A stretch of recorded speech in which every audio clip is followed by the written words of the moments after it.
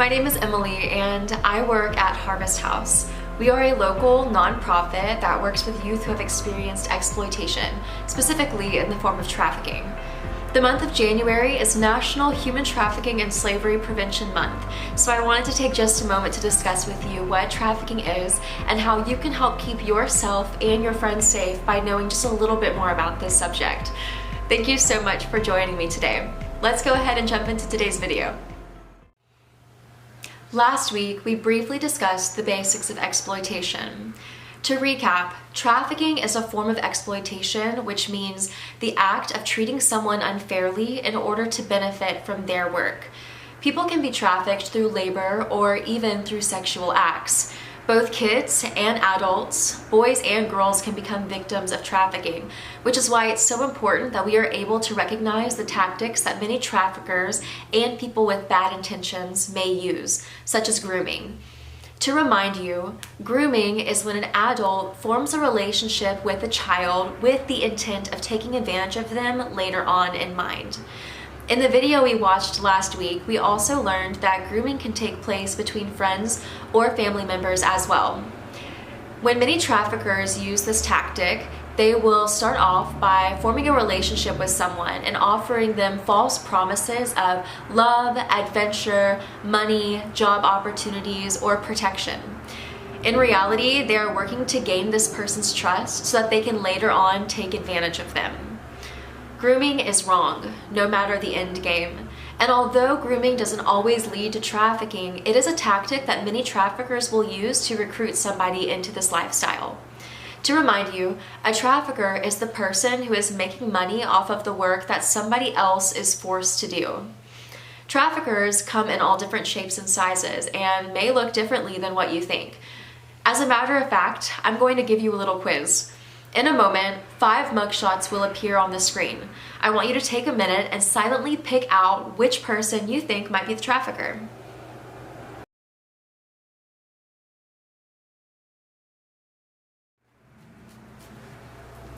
All right, do you have your answer?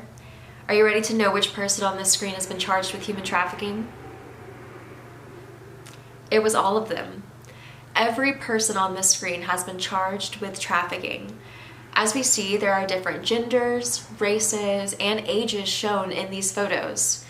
This is why it's so important to be careful with who we are becoming friends with, both online and in person.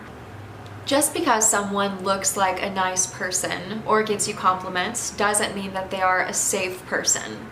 It can be hard to know someone's true intentions when you first meet them or start talking to them, but you can know the red flags to look out for that may indicate if that person has bad intentions or not, such as if they become too personal with you too soon, agree with everything you say, ask you to keep secrets, bring up topics that make you feel uncomfortable, or cross your physical and emotional boundaries and attempt to isolate you from your friends and your family. Chatting with people who seem eager to jump into a relationship or offer ways for you to make easy money might seem worth it or harmless at first. However, once a relationship turns into exploitation, it may seem too hard or scary to leave. Many traffickers will use violence or threaten the person that they are taking advantage of, or even threaten their friends and family to make them feel too scared to seek help. They may also say or do things when you first start chatting, like asking you if you're alone, telling you that they know ways you can make easy money, try to move from a public comment thread to a DM, or privately messaging you on a public app like a gaming app or through social media. They may try to get your phone number really quickly or say that they love you really quickly. They may even ask you for a face pic. Traffickers will often attempt to move the conversation from a public platform to something more private, like a text message or DM, because they're trying to get to know you on a personal level.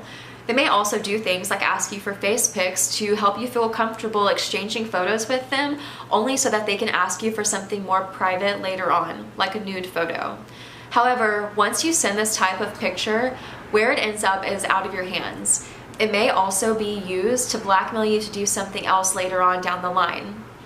Let's take a moment to watch a video from our friends at the National Center for Missing and Exploited Children that talks about where this type of photo could end up.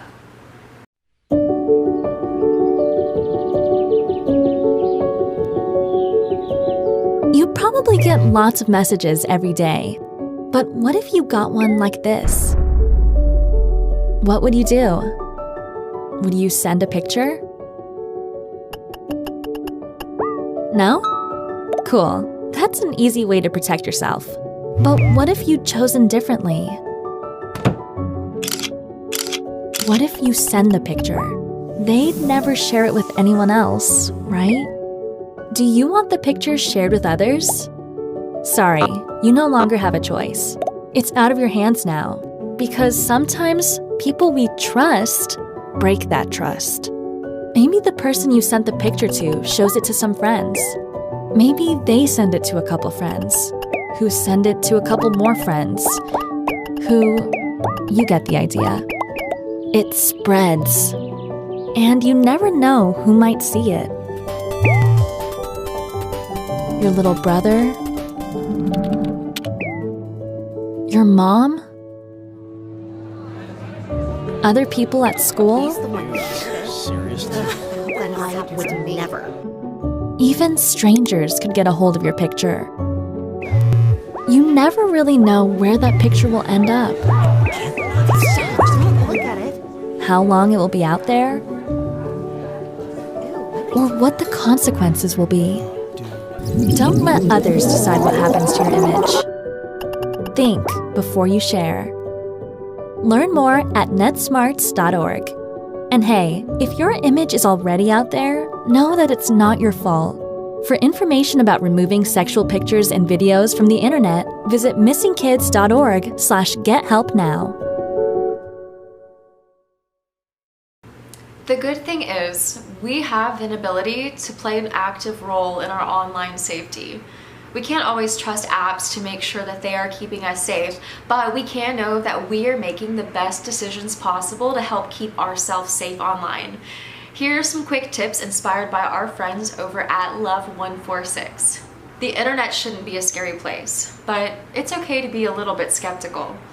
When a person you don't know is trying to add you as a friend, when a stranger is telling you that you can make quick money doing something, or a fishy looking account is offering you model jobs through social media, take a moment to think about what these people may want. Does that person that's trying to add you as a friend have any friends in common with you? Are they close to your own age? Are these accounts saying that they need something from you in return, or do they just look fake? These are all red flags that people may be reaching out for the wrong reasons. Consider keeping your account on private. I know we all want to go viral for that funny TikTok or that cute Instagram photo, but the reality is that people who aren't safe can also see everything that you post on a public profile. From that photo you posted that has your location attached to it, all the way to a status update that reveals personal information about you, like where you went to school. If we keep our accounts on private, we have more control over who sees what we post. Think twice before going on that sketchy site. Certain websites may be inappropriate for you to be on because they could put you at risk to see things that you shouldn't. Before you log on, take a moment to think about what could happen while you're on there. Is it safe?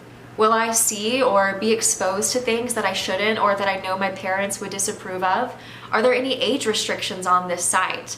If there are, those are there for a reason. It's okay to take a step back and think of something else to do. The internet is constantly changing, and something that's fun today may not be fun tomorrow. Don't ask others to do things that you would be uncomfortable doing. For example, let's think back to the video we just watched a minute ago.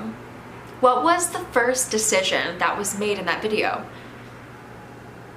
If you answered that somebody asked the girl to send a photo, you would be correct. When we ask other people to do things like this, we are putting them and ourselves in harm's way. And if you're on the receiving end and somebody else is asking you to do something that makes you uncomfortable, you are not required to say yes. Plan ahead. Maybe you can send something like a funny meme to change the subject. And if that person becomes rude or starts pressuring you to do something that makes you uncomfortable, you are allowed to block them, unfriend them, and report their account if they're making you feel uncomfortable. No questions asked. Lastly, if you are ever put in a tough situation, if someone is making you feel uncomfortable and asking you to do things that you shouldn't, if somebody is pressuring you, or perhaps you've already given in to something and now you're afraid of what will happen if you say no, talk to a trusted adult. The longer someone pressures you, the more power that they have. Even though it's scary, there are adults in your life that want to help you, and there are resources out there to get you the help that you may need. It can be hard to face difficult things alone, but when we tell our friends, family, and trusted adults what's going on, they are able to face these difficult problems with us. If you want to talk to a trusted adult but don't know where to start, here are some good tips based on a resource from our friends at the National Center for Missing and Exploited Children. Number 1, practice what you are going to say and how you will start the conversation. Number 2, be clear about what you want. Do you need help? Do you want your trusted adult to just listen or maybe give advice? It's okay to ask for what you need. Number 3, be honest, even if it's hard. To quote the National Center for Missing and Exploited Children, you might feel embarrassed or ashamed of a mistake, or worried that if you tell the whole truth, adults will get mad or people will get in trouble. But honesty is always the best policy. Laying it all out there may even mean the problem gets solved faster because everyone has all the facts. Number 4, focus on what's next. Think about the good that will come from this conversation. You may need to answer some questions from your trusted adult, but know that your trusted adult wants to help make this better. Number 5, keep calm. You may feel nervous, scared, or frustrated throughout the conversation. That's normal. It's okay to take a break from the conversation if you need to. If your trusted adult can't or won't help, keep trying, or talk to another trusted adult. There are people in your life that want to help. Your trusted adult could be a parent or a grandparent. It might be a teacher or a guidance counselor or a youth pastor. Plan ahead and think now about who your safe people are that you could go to if you ever needed guidance or help. If you think a friend may be struggling with any of the things we've discussed today, ask them if they need help. If you think that a friend may be being taken advantage of, talk to your trusted adult. This can be scary to do, but just know that by talking to your trusted person, you are not betraying your friend's trust, but you're helping to keep them safe. And lastly, if you think that you may be experiencing exploitation or that a friend is being taken advantage of, you can call your local police department or talk to your trusted adult. You can also call the National Human Trafficking Hotline at the number listed below. They are totally anonymous and are open 24/7.